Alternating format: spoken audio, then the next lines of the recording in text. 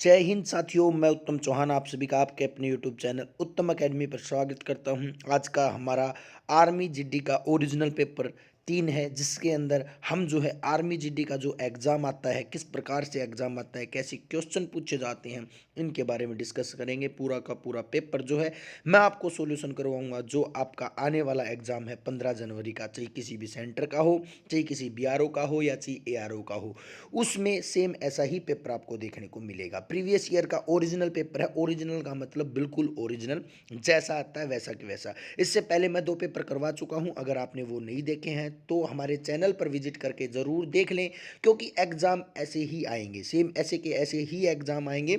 अगर आप 15 पेपर मेरे साथ देख लेते हो, मैं गारंटी लेता हूँ आपको कहीं और से पढ़ने की ज़रूरत नहीं है। सेम ऐसा का ऐसा पेपर जो है आपको देखने को मिलेगा। ज़्यादा समय खराब ना करते हुए स्टार्ट करते हैं। स्टार्ट करने से पहले आपसे एक रिक्वेस्ट है कि हमारे चैनल को ज़्यादा से ज़्यादा शेयर कर दीजिए। मैं आपको नहीं तो सब्सक्राइब के लिए कह रहा हूँ, नहीं लाइक के लिए कह रहा हूँ, मैं केवल एक काम कह रहा हूँ, ज़्यादा से ज़्यादा शेयर करें, ताकि आर्मी के बच्चों के पास वीडियो पहुंचे और वो ज़्यादा से ज़्यादा देख सके। बिल्कुल ओरिजिनल पेपर, भाई ऐसा नहीं है कि ओरिजिनल पेपर का नाम लेकर और दूसरा पेपर करवाया जाएगा। बिल्कुल ओरिजिनल पेपर जो है ये आपके सामने है। इससे पहले भी मैं आपको 2 पेपर करवा चुका हूँ, नहीं देखा तो वो देख लेगा। ठीक है, तो स्टार्ट करते हैं ज़्यादा समय खराब ना करते हुए। स्टार्टिंग मैं जनरल साइंस से करता हूँ, आप सभी को पता है क्योंकि मैं जनरल साइंस का अध्यापक हूँ।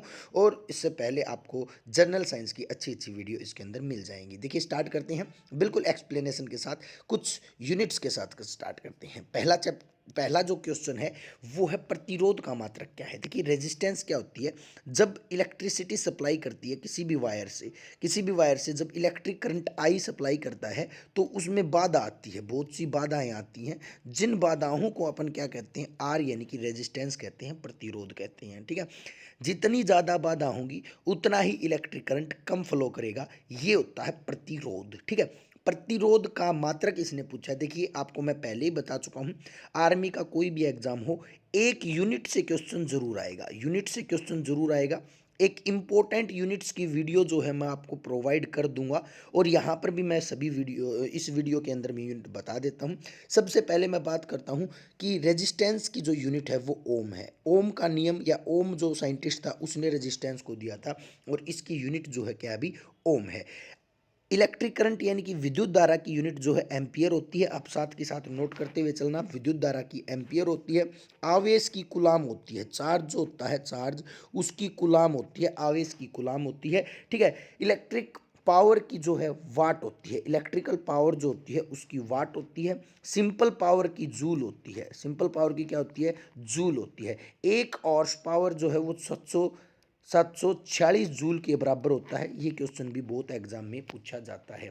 ठीक है, और कुछ यूनिट्स मैं आपको बता देता हूँ। दाब जो होता है, दाब उसकी यूनिट जो होती है वो पास्कल होती है। दाब की यूनिट क्या होती है, पास्कल होती है। उसके बाद आपसे बल के बारे में पूछा जाता है, बल की यूनिट जो होती है वो न्यूटन होती है। ऐसा यूनिट आपसे पूछा जा सकता है। ये यूनिट्स मैं इंपॉर्टेंट यूनिट आपको बता रहा हूँ।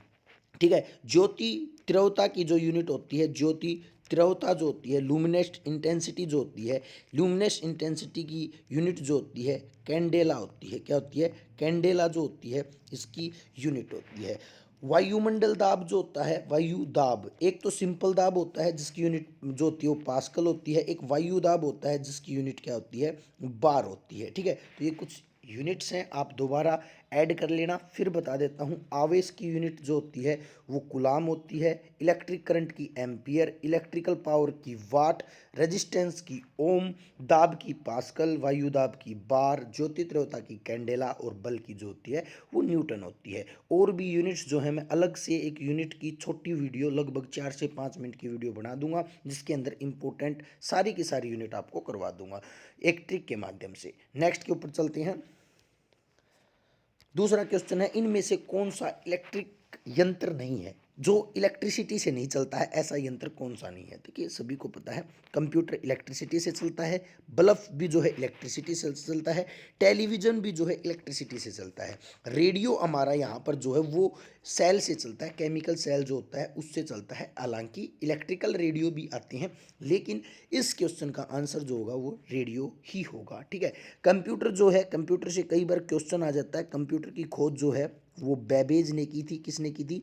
बेबेज ने। फादर ऑफ कंप्यूटर जो है वो बेबेज होता है। बल्ब से एक क्वेश्चन आता है, बल्ब का फिलामेंट जो होता है, बल्ब के अंदर जो तार होता है वो किसका बना होता है? तो बल्ब का तार जो होता है वो टंगस्टन का बना होता है। किसका बना होता है? टंगस्टन का। कई बार क्वेश्चन आ जाता है टंगस्टन का सिंबल क्या होता है? तो टंगस्टन का सिंबल जो होता है वो डब्ल्यू होता है। ये आर्मी में क्वेश्चन बहुत बार जो हैं पूछे जाते हैं, तो आप इनको पूरे के पूरे को कंप्लीट कर लेना। मैंने इस क्वेश्चन के साथ 3-4 क्वेश्चन आपको बताए हैं। कंप्यूटर के पिता का नाम बेबेज बताया है। बल्ब के अंदर टंगस्टन का तार होता है। टंगस्टन का सिंबल जो होता है वो डब्ल्यू होता है। 3 क्वेश्चन। एक ईटर का जो तार होता है, ईटर तार जो होता है वो किसका बना होता है? निक्रोम का बना होता है। निक्रोम या नाइक्रोम जिसे आप कहते हो, निक्रोम का बना होता है। ये भी क्वेश्चन बार बार पूछा जाता है।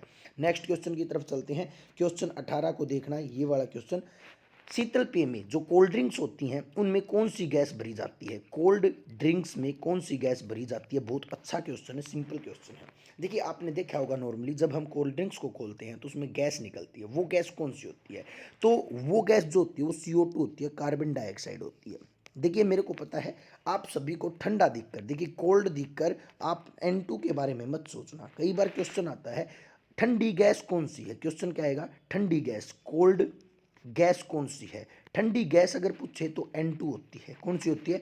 N2 नाइट्रोजन होती है, जो व्हीकलों के टायरों में डाली जाती है। वाहन जो होते हैं, वाहन के टायरों में कौन सी गैस डाली जाती है? अगर क्वेश्चन पूछे टायर में कौन सी गैस डाली जाती है? N2 डाली जाती है।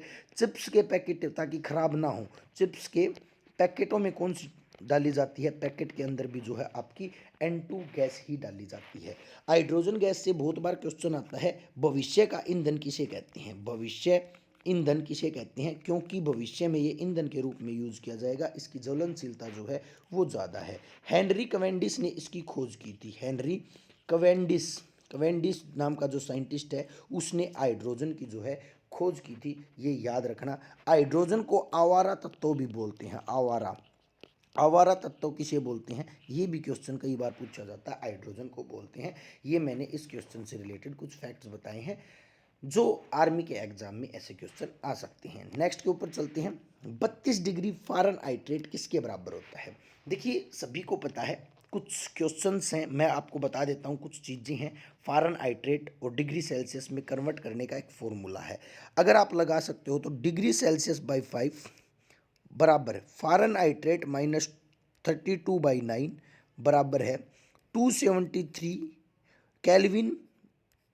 केल्विन माइनस में 273/5। ये फार्मूला लगा लेना। आपको कोई भी कन्वर्जन करना है वो आप आसानी से कर सकते हो। जैसे कि आपको डिग्री सेल्सियस में कन्वर्ट करना है, ये उठाओ, ये फॉर्मूला उठाओ। इसमें क्या दे रखा है? 32 दे रखा है, तो डिग्री सेल्सियस को रख दो यहाँ पर, 5 को रख दो यहाँ पर, 32 रख दो फ़ारेनहाइट की जगह पे, माइनस में 32/9। ठीक है, ऐसे करके रख दो। 32 में से 32 गया जीरो, 5 की गुणा जीरो सीखी तो जीरो, 5 की गुणा जीरो सीखी तो जीरो, 9 को जीरो में लेके गए तो भी क्या हो जाएगा? जीरो हो जाएगा। यानी कि डिग्री सेल्सियस की वैल्यू कितनी आ जाएगी? जीरो आ जाएगी। वैसे आप डायरेक्ट रट सकते हो, पानी जो होता है उसका मेल्टिंग पॉइंट जो होता है, गलनांक बिंदु जो होता है वो 0 डिग्री सेल्सियस होता है और 32 फ़ारेनहाइट होता है। ठीक है, तो ऐसे क्वेश्चन बहुत बार आ जाते हैं। ये पानी का जो है गलनांक बिंदु है, गलनांक, गलनांक या मेल्टिंग पॉइंट जिसे कहते हैं, और ईमांक बिंदु भी पानी का यही है, फ्रीजिंग पॉइंट जिसे कहते हैं। ये बात याद रखना, मेल्टिंग पॉइंट और फ्रीजिंग पॉइंट जो होता है वो हमेशा सेम रहते हैं, एक ही जगह पे जमेंगे, एक ही जगह पर पिघलेंगे। पानी का बॉइलिंग पॉइंट जो होता है यानी कि क्वथनांक बिंदु जो होता है वो कितना होता है? 100 डिग्री सेल्सियस होता है। ठीक है, तो ये याद रखना, क्वेश्चन जो हैं बहुत बार आते हैं।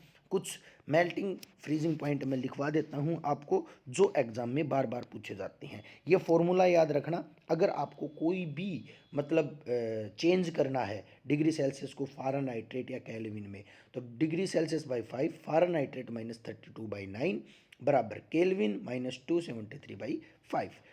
अब देखना, इधर मैं कुछ लिखवा रहा हूँ मेल्टिंग पॉइंट जिसको अपन बोलते हैं गलनांक बिंदु, लिखवा रहा हूँ गलनांक या फिर ईमांक, क्योंकि ईमांक और गलनांक बिंदु क्या होते हैं? सेम होते हैं। सबसे पहले पानी, पानी का ईमांक या गलनांक बिंदु 0 डिग्री सेल्सियस होता है। उसके बाद पारा, पारा जो होता है, मरकरी जो होता है ईमांक और गलनांक बिंदु जो होता है -39 डिग्री सेल्सियस होता है। उसके बाद एल्कोहल, एल्कोहल का जो होता है -114 डिग्री सेल्सियस होता है। फिर लोहा, लोहा जो होता है उसका जो होता है वो 1538 डिग्री सेल्सियस होता है। उसके बाद तांबा, याद रखना बहुत बार पूछा जाता है, 1085 डिग्री सेल्सियस होता है। ये कुछ मेल्टिंग और फ्रीजिंग पॉइंट हैं, आपको याद रखने हैं, ठीक है। बॉइलिंग पॉइंट अलग होता है। बॉइलिंग पॉइंट जो होता है कवंथनांक बिंदु जो होता है वो अलग होता है, ठीक है। जैसे कि पानी का कवंथनांक बिंदु जो होता है ना, कवंथनांक बिंदु 100 डिग्री सेल्सियस होता है। कवंथनांक बिंदु वो होता है जहाँ पर कोई वस्तु उबलती है, ठीक है। चलिएगा नेक्स्ट पर चलते हैं। नेक्स्ट क्वेश्चन है, आसान क्वेश्चन है। यूनिट, खगोलीय दूरी को मापने की इकाई क्या है? देखिए मैंने आपको कल भी बताया था कि लंबी दूरी को मापने के लिए, किसी भी लंबी दूरी को मापने के लिए, लंबी दूरी को मापने के लिए, लंबी दूरी मापने के लिए 3 यूनिट का प्रयोग किया जाता है। एक तो पारसेक, पारसेक क्या है? सबसे लंबी दूरी मापने की इकाई है, ठीक है। एक प्रकाश वर्ष, प्रकाश वर्ष, और एक खगोलीय दूरी, खगोलीय लिए दूरी, ठीक है। ये तीनों यूनिट जो हैं ये लंबी दूरी को मापती है। सबसे लंबी दूरी को मापने की यूनिट कौन है? पारसेक है, ठीक है। दूसरे नंबर पर कौन है? प्रकाश वर्ष है। तो यहाँ पर बड़ी दूरी को मापने के लिए किसका प्रयोग किया जाता है? लाइट ईयर का प्रयोग किया जाता है। आपसे पूछ सकता है लाइट ईयर किसके बराबर होता है? 9.46 इंटू 10⁻15 मीटर, 15 मीटर, इतने के बराबर जो होता है वो आपका लाइट ईयर होता है। समुद्री मील आपसे पूछ सकता है, समुद्री मील किसके बराबर होता है? तो 1.8 किलोमीटर, यानी कि 1800 मीटर के बराबर होता है। सिंपल मील आपसे पूछ सकता है, जितनी आपकी आर्मी में दौड़ करवाई जाती है वो किसके बराबर होता है? तो 1.6 किलोमीटर, यानी कि 1600 मीटर के बराबर होता है। ये आप याद रखना, बहुत बार ये क्वेश्चन जो है आपसे पूछे जाते हैं। नेक्स्ट क्वेश्चन है, स्क्रीनशॉट ले लेना, अगर समझ में आ गया हो तो आप लिखते रहना साथ ही साथ, ठीक है। चलिएगा नेक्स्ट क्वेश्चन देखना, अच्छा क्वेश्चन है। साधारण नमक का केमिकल सूत्र क्या है? कुछ सूत्र हैं जो बहुत ज़्यादा एग्जाम में पूछे जाते हैं, जैसे कि H2O किसका है बेटा? H2O पानी का है। किसका है? पानी का है। पानी का फार्मूला क्या है? H2O है, ठीक है। नमक का फार्मूला क्या है भाई? नमक का NaCl है, सोडियम क्लोराइड। अगर आपसे कई बार पूछ लेता है नमक का रासायनिक नाम क्या है, तो आपको आंसर करना है सोडियम, सोडियम क्लोराइड, क्लोराइड, ठीक है। नाम है ये इसका, सूत्र है NaCl, ठीक है। कुछ सूत्र और बता देता हूँ। एक आपसे पूछा जाता है हाइड्रोक्लोरिक एसिड का, हाइड्रोक्लोरिक अम्ल का, हाइड्रोक्लोरिक अम्ल का सूत्र पूछा जाता है, तो आपको आंसर करना HCl। एक आपसे पूछा जाता है सल्फ्यूरिक एसिड का, सल्फ्यूरिक अम्ल का, तो इसका फॉर्मूला होता है H2SO4, ठीक है। ये याद रखना, बहुत बार एग्जाम में पूछे जाते हैं, ठीक है। एक जिप्सम का फार्मूला बहुत बार पूछा जाता है, जिप्सम, आर्मी के एग्जाम में जिप्सम का फार्मूला पूछा जाता है calcium sulphate CaSO4 dot 2H2O, ये है जिप्सम का फार्मूला। अगर इसमें से मैं पानी को निकाल दूं, जिप्सम में से पानी निकाल दूं, तो प्लास्टर ऑफ पेरिस बन जाता है POPCaSO4 डॉट, पानी को निकाल दिया, हाफ H2O कर दिया, ठीक है। तो ये मेरा फार्मूला POP का हो जाता है, ठीक है। तो ये फॉर्मूले हैं, इंपॉर्टेंट फार्मूले हैं, बार बार एग्जाम में पूछे जाते हैं। एक विरंजक चूर्ण का फार्मूला बहुत बार आता है, calcium oxy oxygen chloride Cl2, CaOCl2, विरंजक चूर्ण जिसे कहते हैं, ब्लीचिंग पाउडर जिसे कहते हैं, ठीक है। तो ये कुछ केमिकल फार्मूले थे, आप इनको याद कर लेना, रट लेना। नेक्स्ट की मैं बात करता हूँ। नेक्स्ट क्वेश्चन है, हवा में ऑक्सीजन कितनी होती है? देखिए मैं हवा में सभी गैसों को बता देता हूँ। हवा में नाइट्रोजन सबसे ज़्यादा होती है, नाइट्रोजन जो होती है वो 78% होती है। ऑक्सीजन जो होती है वो 21% होती है। कार्बन डाइऑक्साइड जो होती है, CO2 जो होती है वो 0.03% होती है। रट लेना, ये बहुत बार क्वेश्चन पूछा जाता है। एक गैस होती है आर्गन, ये बहुत बार पूछा जाता है। वायुमंडल में सबसे ज़्यादा गैस पूछे तो नाइट्रोजन है, लेकिन वायुमंडल में सबसे ज़्यादा अक्रिय गैस पूछे ना, ये एक इनर्ट गैस है, अक्रिय गैस, किसी के साथ रिएक्शन नहीं करती, आर्गन। ये सबसे ज़्यादा अक्रिय गैस सबसे ज़्यादा पूछे तो आर्गन होती है, 0.93% होती है। ये याद रखना, बहुत बार एग्जाम में पूछा जाता है। सबसे ज़्यादा गैस पूछे वायुमंडल में, सबसे ज़्यादा गैस पूछे तो N2, सबसे ज़्यादा एक्रिय गैस पूछे, सबसे ज़्यादा एक्रिय गैस पूछे तो आर्गन होती है। ये बात याद रखना। तो इसका राइट आंसर जो होगा 21% हो जाएगा हवा में ऑक्सीजन की मात्रा। ठीक है भाई। शरीर में अगर ऑक्सीजन की मात्रा पूछे, शरीर में पूछ सकता है, शरीर में ऑक्सीजन की मात्रा पूछे तो 46% होगी। कितनी होगी भाई? 46% होगी।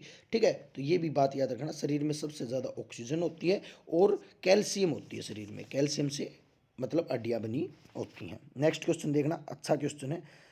शरीर में विटामिन सी की कमी से कौन सा रोग हो जाता है? क्वेश्चन आया विटामिन सी। एक बात याद रखना, विटामिन की वीडियो मैं अलग से बनाऊंगा। विटामिन सी जिसका रासायनिक नाम जो होता है वो जो होता है एस्कॉर्बिक एसिड होता है। क्या होता है? एस्कॉर्बिक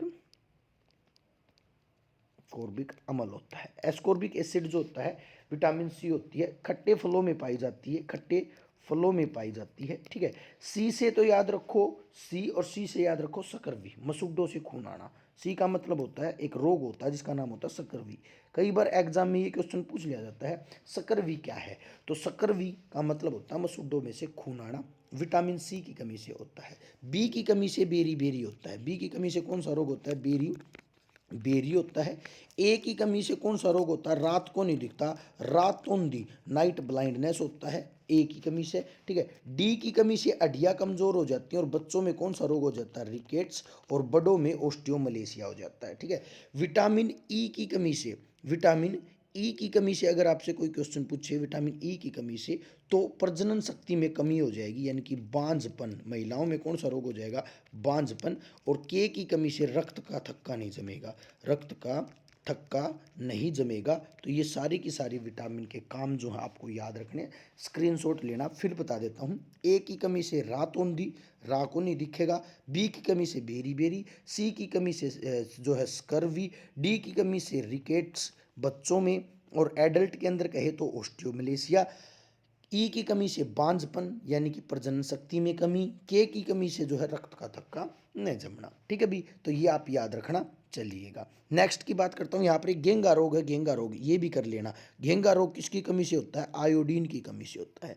किसकी कमी से होता है? आयोडीन की कमी से होता है। ये भी बात आप याद रखना। एक पेलगरा रोग दे रखा है इसमें, पेलगरा। पेलगरा रोग बी कॉम्प्लेक्स की कमी से होता है। विटामिन बी कॉम्प्लेक्स जो होता है उसकी कमी से होता है पेलगरा रोग। ठीक है। चलिएगा नेक्स्ट क्वेश्चन पर चलते हैं। प्राकृतिक गैस, नेचुरल गैस, ये बहुत बार क्वेश्चन आता है, बच्चे बहुत ज़्यादा गलत करते हैं। देखिए यहाँ पर मैं कंफ्यूजन सारा का सारा दूर कर देता हूँ आपका। मैं यहाँ पर लिख रहा हूँ नेचुरल गैस, प्राकृतिक गैस। ठीक है। प्राकृतिक गैस, नेचुरल गैस जो होती है। अब देखिए नेचुरल गैस के बहुत से नाम हैं, नेचुरल गैस के बहुत से बारे। पहले तो फॉर्मूला बता देता हूँ नेचुरल गैस का। CH4 होता है। क्या होता है? CH4 होता है नेचुरल गैस का। नेचुरल अवस्था में पाई जाती है, इसलिए इसको गोबर इकट्ठा कर दोगे ना तो उसमें भी पाई जाएगी, इसलिए इसको गोबर गैस बोलते हैं। ठीक है। क्या बोलते हैं? गोबर गैस बोलते हैं। मंगल ग्रह पर पाई जाने की वजह से इसको मार्स गैस भी बोलते हैं। कई बार क्वेश्चन आता है मार्स गैस कौन सी है? यही गैस है, गोबर गैस, मार्स गैस। इसको कार्बन गैस भी बोलते हैं, कार्बन गैस। कोयला गैस भी बोलते हैं क्योंकि कोयले की खानों में यही गैस पाई जाती है। ठीक है। कुएं में भी यही गैस पाई जाती है। प्राकृतिक रूप से कहीं पर भी नेचुरली फॉर्म में, इवन जो आपके सीवर जो होते हैं ना, सीवरों में भी यही गैस पाई जाती है। तो प्राकृतिक रूप से जितनी भी अवस्थाओं में पाई जाती है उसका नाम होता है CH4 यानी कि मिथेन। क्या होती है? CH4 का मतलब होता क्या है? मिथेन होता है। ठीक है। मिथेन।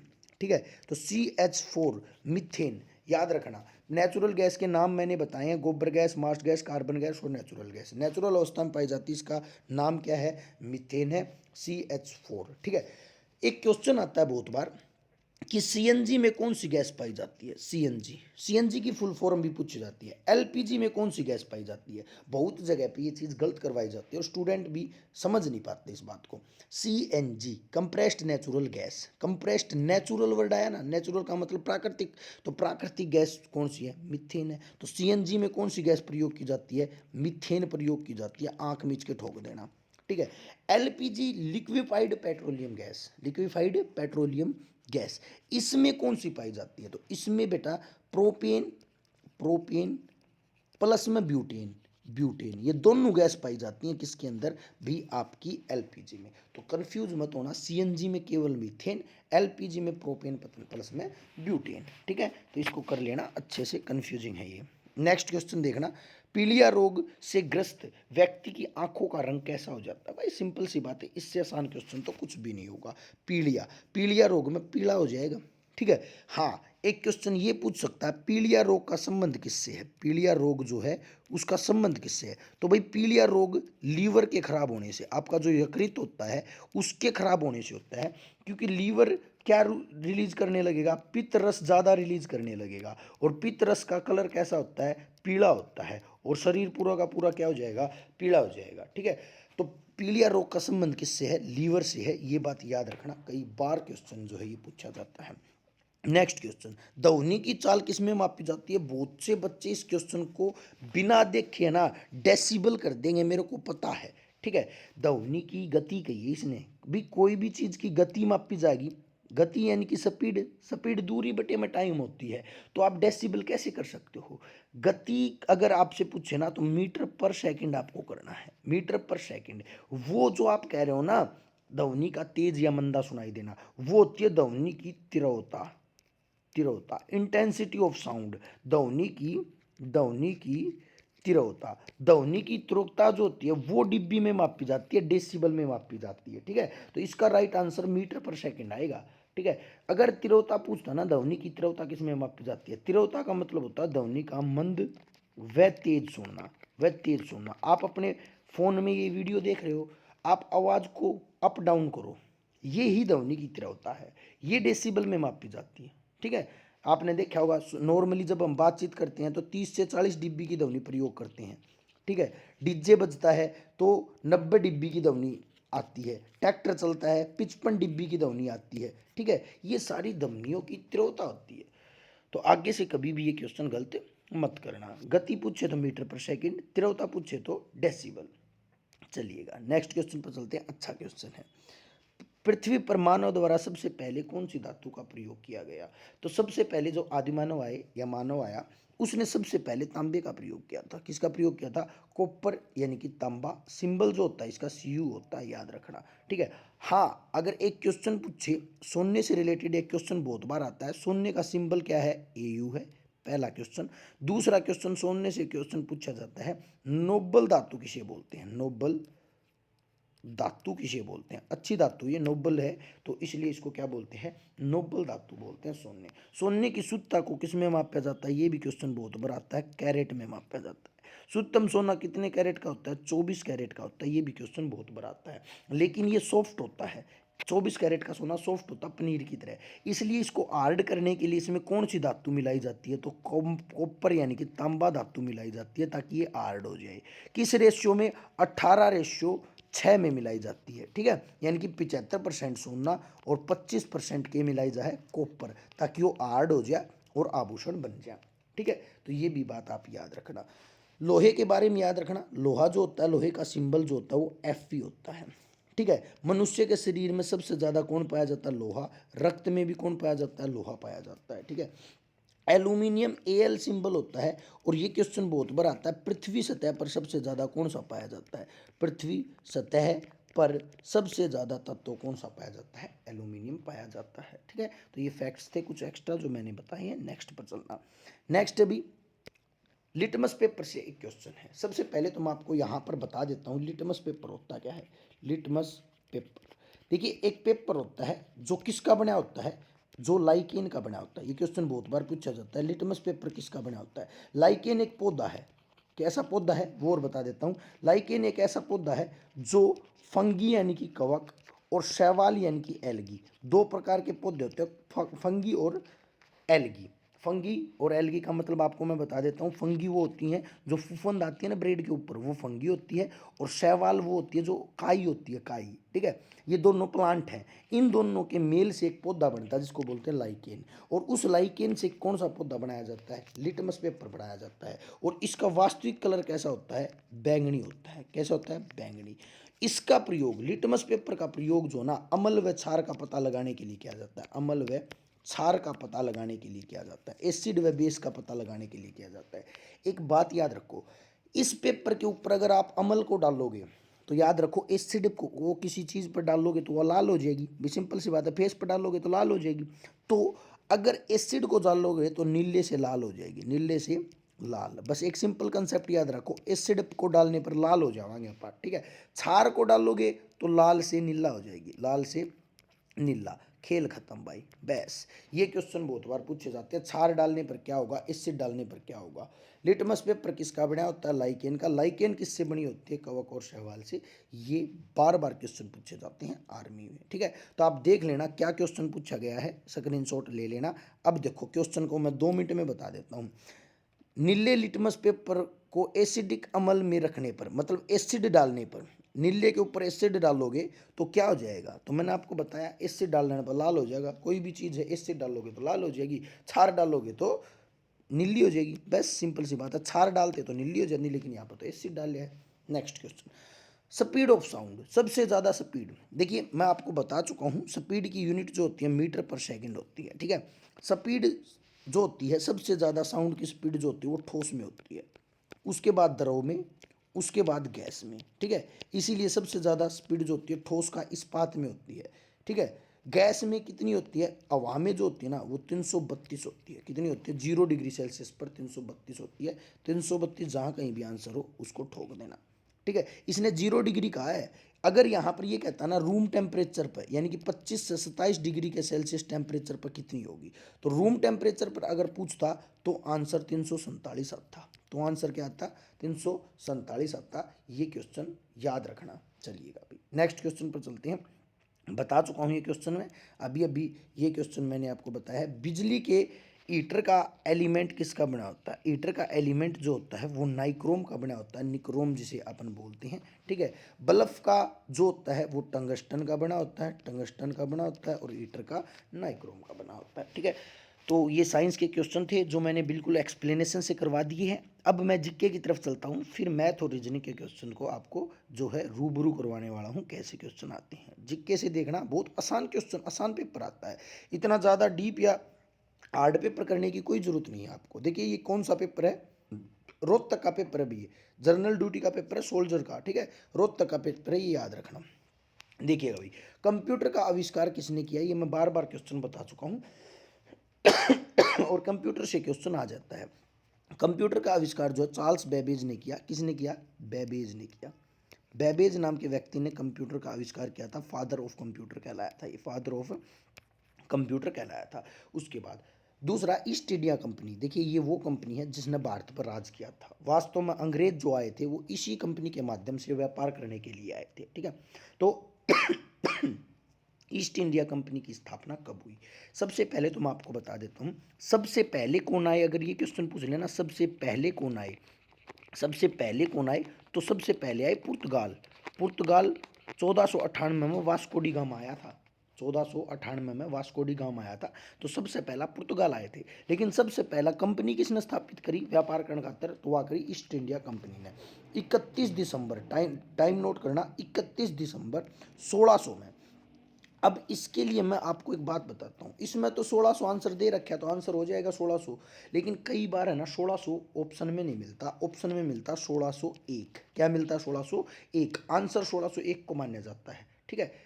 1600 दे रखा है तो 1600 ही आंसर मानना है। लेकिन कई बार 1600 नहीं दिया मिलता तो 1601 मानना, क्योंकि डेट पूरी जो थी वो 31 दिसंबर 1600 पूरी थी, ठीक है। तो ये बात याद रखना, ईस्ट इंडिया कंपनी। पहले कौन आया, पुर्तगाल। पहली कंपनी किसकी आई, मतलब अंग्रेजों की आई, ठीक है। ये बात आप याद रखना अच्छे से। चलिएगा नेक्स्ट क्वेश्चन पर चलता हूँ। भारत की प्रथम बुलेट ट्रेन, मोदी का सपना। मोदी ने जो कहा कि मैं बुलेट ट्रेन चलाऊंगा, बहुत अच्छी ट्रेन होगी, सबसे तेज ट्रेन होगी, वो कब से कब तक, मतलब कहाँ चलेगी। सबसे पहले तो मैं बता देता हूँ पहली ट्रेन कब चली थी। पहली ट्रेन 1853 में चली थी भाई। 1853 में मुंबई से थाने के बीच में चली थी। थाने मुंबई से थाने के बीच में चली थी, महाराष्ट्र में। ये पहली ट्रेन चली थी। लगभग 34 किलोमीटर लंबाई थी इस ट्रेन की। लगभग 300 आदमी जो है इसमें सवार होकर चले थे, ठीक है। अब बुलेट ट्रेन आ रही है, बहुत तेज ट्रेन आ रही है, जो कहाँ से कहाँ तक चलेगी, जो गुजरात से महाराष्ट्र तक, गुजरात का अहमदाबाद और महाराष्ट्र की राजधानी मुंबई। गुजरात का की राजधानी गुजरात के अहमदाबाद से, और महाराष्ट्र की राजधानी महाराष्ट्र, एक स्टेट आपको पता होगा मुंबई, मुंबई के बारे में पता होगा। अहमदाबाद से मुंबई के बीच में जो है ये बुलेट ट्रेन चली जाएगी। भारत का राष्ट्रीय संग्रहालय कहाँ पर है? National museum of India. बहुत अच्छा क्वेश्चन है। देखिए, आप कभी दिल्ली गए होगे तो ये एक म्यूजियम है, राष्ट्रीय संग्रहालय, जिसमें भारत की अच्छी अच्छी प्रतिमाएं रखी हुई हैं, भारत का जो है सभी चीज़ें जो हैं वो रखी हुई हैं। तो जो है ये कहाँ पर मौजूद है? ठीक है, तो आपका राष्ट्रीय संग्रहालय जो है वो दिल्ली में मौजूद है। सभी को पता है दिल्ली जो है, दिल्ली देश की राजधानी, नई दिल्ली देश की राजधानी, और दिल्ली का नोएडा रोड जो होता है ना, नोएडा रोड पे आप जब जाओगे, नोएडा रोड पे जब आप जाओगे तो वहाँ पर एक म्यूजियम दिखेगा आपको, राष्ट्रीय संग्रहालय दिखेगा। ठीक है, तो राष्ट्रीय संग्रहालय कहाँ पर मौजूद है? दिल्ली में मौजूद है। तो राइट आंसर जो होगा इसका दिल्ली होगा। नेक्स्ट क्वेश्चन देखिए, one people one state one leader, एक जनता एक राष्ट्र और एक ही नेता। भाई एक एक वो था जो डिक्टेटर था, डिक्टेटर का नाम था हिटलर, जर्मनी का हिटलर, जिसने एक नारा दिया था कि one people one state one leader. ठीक है, मतलब एक ही तो आदमी होगा, एक ही स्टेट होगा, उसका लीडर भी जो होगा, नेता भी कौन होगा? एक ही होगा। ठीक है, तो ये हिटलर जो था इसने जो है इसको नारा दिया था। कालाहारी मरुस्थल, कालाहारी जो डेजर्ट है वो कहाँ पर है? देखिए, मैंने डेजर्ट्स के बारे में पहले भी बता चुका हूँ मैं कि ये डेजर्ट जो है इंपॉर्टेंट है, किसी भी एग्ज़ाम में बार बार जो है पूछे जाते हैं। डेजर्ट की अगर मैं बात करूँ तो जो one people one state one leader जो है हिटलर जो है, जो मतलब दूसरे विश्व युद्ध में जिसने जो है तहलका मचाया था, लेकिन अमेरिका ने जो है परमाणु बम डालने के बाद जो है हिटलर ने अपने हथियार टेके थे। वो यही चाहता था कि सारे देश के ऊपर मैं कब्जा कर लूँ, सारे विश्व के ऊपर कब्जा कर लूँ। ठीक है, कालाहारी मरुस्थल, कालाहारी मरुस्थल बता रहा था मैं, सॉरी। तो कालाहारी मरुस्थल, मरुस्थल के बारे में आपको बता देता हूँ। एक तो कालाहारी मरुस्थल, कालाहारी, और एक सहारा, जो सबसे बड़ा मरुस्थल जो है वो कौन सा है? सहारा है। ये दोनों मरुस्थल दक्षिण अफ्रीका में है। दोनों मरुस्थल कहाँ पर है? दक्षिण अफ्रीका में है। ठीक है, एक गोबी मरुस्थल पूछा जाता है बार बार, गोबी मरुस्थल, गोबी मरुस्थल मंगोलिया में है, रूस के नीचे है मंगोलिया, इसमें है गोबी मरुस्थल। ठीक है, थार मरुस्थल पूछा जाता है, थार भारत और पाकिस्तान, भारत व पाकिस्तान, पाकिस्तान इसमें है। ठीक है, तो ये मरुस्थल हैं, आपको पता होना चाहिए कहाँ कहाँ पर ये मरुस्थल है। ठीक है, तो ये गोबी मरुस्थल के बारे में एक बात याद रखना, एकमात्र ठंडा मरुस्थल है। ठंडा का मतलब यहाँ पर बर्फ पड़ती है। क्या पड़ती है? बर्फ पड़ती है। ठीक है, ये भी बात आप याद रखना। चलिएगा नेक्स्ट क्वेश्चन पर चलते हैं। आपके यहाँ पर वन नेशनल वन पीपल हो गया। निम्नलिखित में से राजधानी, देखिए मैंने आपको बताया था कि आर्मी में स्टेट की राजधानी बहुत ज़्यादा पूछी जाती है। तो जितने भी अपने स्टेट हैं, 28 स्टेट हैं आज के टाइम पर, 28 स्टेट हैं और 28 केंद्र शासित प्रदेश हैं, 28 राज्य और 8 केंद्र शासित प्रदेश हैं। इनकी सभी की राजधानी आपको पता होनी चाहिए। भारत की राजधानी नई दिल्ली है, हरियाणा की जैसे चंडीगढ़, पंजाब की चंडीगढ़, ठीक है, उत्तराखंड की देहरादून, ऐसे करके आपको सारी राजधानी पता होनी चाहिए। ठीक है, क्योंकि एग्जाम में एक राजधानी पक्का आएगी भी। आप कहो तो मैं इन सभी की राजधानी की एक छोटी वीडियो 4 से 5 मिनट की वीडियो डाल दूंगा भाई, ट्रिक के साथ। ठीक है, आप कमेंट कर देना।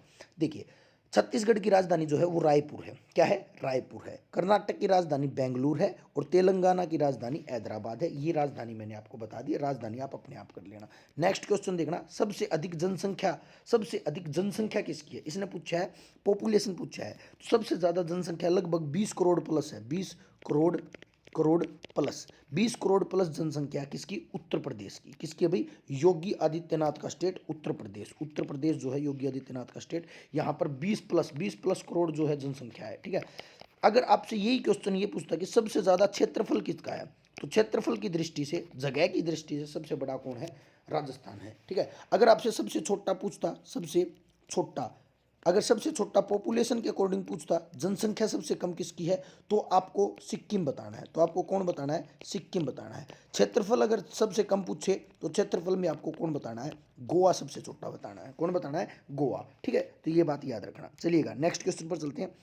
अच्छा क्वेश्चन है ये भी, बहुत अच्छा क्वेश्चन है, देखना। उपराष्ट्रपति का कार्यकाल क्या होता है? देखिए, मैं आप सभी को बता देता हूँ, ये कार्यकाल वाले फंडामेंटल मत करना। पीएम प्रधानमंत्री, राष्ट्रपति, राष्ट्रपति, उपराष्ट्रपति, उपराष्ट्रपति, सीएम मतलब मुख्यमंत्री, ठीक है, मुख्यमंत्री, और लोकसभा का संसद, लोकसभा का जो है MP, MLA, ठीक है, इन सभी का कार्यकाल जो होता है ना वो 5 साल होता है। सभी का कार्यकाल क्या होता है? 5 साल होता है, क्योंकि 5 साल के लिए सरकार बनती है, ठीक है। इन सभी का कार्यकाल क्या होता है? 5 साल होता है। केवल राज्यसभा का सदस्य जो होता है ना, राज्यसभा का सदस्य भी MP ही कहलाता है। जैसे लोकसभा का सदस्य का कार्यकाल 5 साल है, लेकिन राज्यसभा के सदस्य का कार्यकाल कितना है? 6 साल है, ठीक है। बस ये बात याद रखना, एक का 6 है और सभी का कितना होता है? 5 होता है, ठीक है। ये बात आप अच्छे से याद रखना। क्लियर भी? चलिएगा नेक्स्ट पर चलते हैं, नेक्स्ट क्वेश्चन करते हैं। इसका आंसर आपको मिल गया होगा। उपराष्ट्रपति का जो कार्यकाल होता है वो 5 वर्ष होता है। जहाँ कहीं भी 5 वर्ष दिखे, ये अच्छे से दिख नहीं रहा है तो 5 वर्ष देख लेना, ठीक है। चलिएगा नेक्स्ट है, अक्षरधाम मंदिर कहाँ पर है? देखिए इस क्वेश्चन को बहुत से टीचर जो हैं गलत करवा देते हैं। गलत क्यों करवा देते हैं? वो कहते हैं कि अक्षरधाम मंदिर जो है वो दिल्ली में है। कहाँ पर है? दिल्ली में। सभी को पता है मौलाना आज़ाद मार्ग पर स्थित है। दिल्ली के मौलाना आज़ाद मार्ग के ऊपर जो है अक्षरधाम मंदिर स्थित है। लेकिन आर्मी में ये क्वेश्चन हर बार आता है और हर बार ये कहते हैं कि ये क्वेश्चन ही गलत है, इसका नंबर मिलेगा सबको। ऐसा नहीं है भाई, ये क्वेश्चन गलत नहीं है, ये बिल्कुल ठीक है। जो अक्षरधाम, ये जो बात की है ना, ये अक्षरधाम गुजरात का अक्षरधाम की बात कर रहा है। सबसे बड़ा अक्षरधाम कौन सा है? गुजरात का स्वामी नारायण, स्वामी नारायण योगी जी स्वामी नारायण अक्षरधाम मंदिर है गुजरात के राजधानी गांधीनगर में। कहाँ पर है? गुजरात की राजधानी गांधीनगर में स्वामी नारायण मंदिर है भाई, ये याद रखना, ठीक है। सबसे बड़ी कृषि नहर कौन सी है? मैंने आपको बता दी थी, इंदिरा गांधी, कल के एग्जाम में भी आया हुआ था। तो ये ऐसे ही क्वेश्चन आते हैं, इजी क्वेश्चन आते हैं। इसकी लंबाई 650 किलोमीटर है, ठीक है। ये पंजाब से निकलती है और राजस्थान के रेगिस्तान में ख़त्म हो जाती है, ठीक है। पंजाब के अरीके बैराज से निकलती है, अरीके बैराज, ठीक है, यहाँ से निकलती है। चलिए नेक्स्ट, ये क्वेश्चन बहुत बार आता है आर्मी में। मोहन बागान किस खेल की टीम है? मोहन बागान टीम नहीं है, मैं बता देता हूँ आपको, कोई भी कुछ भी बताए, बता दिया आपको। मोहन बागान जो है, मोहन बागान क्लब है। ये क्या है? क्लब है। ये कोलकाता में फुटबॉल का क्लब है। किसका क्लब है? फुटबॉल का क्लब है। फुटबॉल जो है उसका क्लब है, ठीक है। वांचिंग बूटिया, नाम याद रखना एक, वांचिंग बूटिया। बूटिया जो है फुटबॉल से संबंधित है। बूटिया, वांचिंग बूटिया भारत का सबसे अच्छा फुटबॉलर है भाई। अरे है ना, रोनाल्डो तो भी ज़्यादा गोल कर रखे हैं इसने, रोनाल्डो से भी ज़्यादा, सबसे ज़्यादा गोल किसने कर रखे हैं? वांचिंग बूटिया ने कर रखे हैं इंटरनेशनल लेवल पे, ठीक है। तो ये फुटबॉल का प्लेयर है भाई। तो ये मोहन बगान जो है ना वो फुटबॉल से संबंधित है। आंसर इसका क्या आएगा? फुटबॉल आएगा। 1892 में इसकी स्थापना करी थी। इतना डिटेल पूछेगा नहीं वैसे, ठीक है। चलिएगा नेक्स्ट, विश्व का सबसे गहरा महासागर कौन सा है? तो सबसे गहरा महासागर जिसकी गहराई सबसे ज़्यादा है, लगभग जो है इसकी गहराई जो है 11,000 के करीब है, ठीक है। 11,000 से ज़्यादा ही है प्रशांत महासागर। प्रशांत महासागर में एक गर्त है जिसको बोलते हैं मारियाना गर्त। मारियाना गर्त, मारियाना गर्त जो होता है वो सबसे गहरा 11,000 के करीब है। रूसी क्रांति का जनक किसे कहा जाता है? सबसे पहले तो आपको मैं बता देता हूँ रूसी क्रांति क्या थी। रूसी क्रांति 1917 में, पूरी डेट बता देता हूँ, 25 अक्टूबर 1917। 25 अक्टूबर 1917 में एक क्रांति स्टार्ट हुई। क्यों स्टार्ट हुई?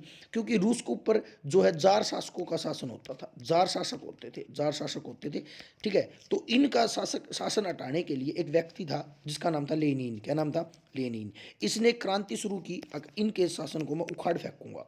और उखाड़ फेंके या क्रांति जो स्टार्ट की वह की 25 अक्टूबर 1917 को लेनिन ने, ठीक है। और लेनिन ने स्टार्ट करके इस जार शासकों को क्या कर दिया? खत्म कर दिया।